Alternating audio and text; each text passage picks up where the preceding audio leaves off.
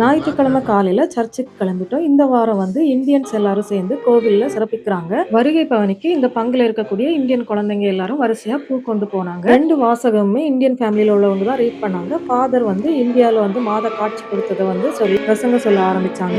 ஒரு மலையாள பாட்டு, அப்புறமா ஒரு தமிழ் பாட்டு வந்து திருப்பலியில வந்து இந்தியன் ஃபேமிலிஸ் எல்லாரும் சேர்ந்து பாடுனாங்க. காணிக்கை பவனியுமே இந்தியன் ஃபேமிலிஸ் எல்லாருமே வரிசையா போய் காணிக்கை போட்டாங்க. மாதா பிறந்த நாள் முடிச்சு அடுத்த வாரம் வந்து இந்தியன் ஃபேமிலிஸ் வந்து இந்த கோவில்ல சிறப்பிச்சாங்க. போன வாரம் இந்தியன் ஃபேமிலிஸ்ல பொம்பளைங்க எல்லாரும் சாரி கட்டிருந்தோம். ஆம்பளைங்க வந்து சில பேர் கோட் சூட் போட்டிருந்தாங்க. குழந்தைங்களுக்கு ட்ரெடிஷ்னல் வியர்ஸ் தான் போட்டிருந்தோம்.